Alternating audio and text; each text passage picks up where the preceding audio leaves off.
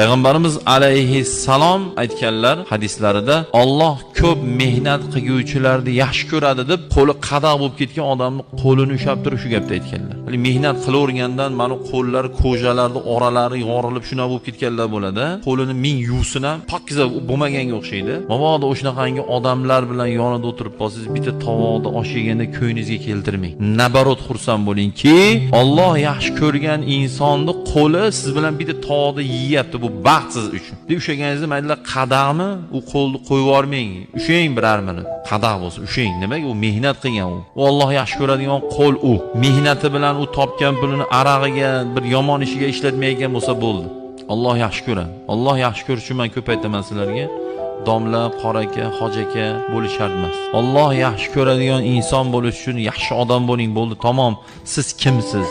Ijtimoiy kelib chiqsangiz nima? Uyingizda sharoitingiz nima?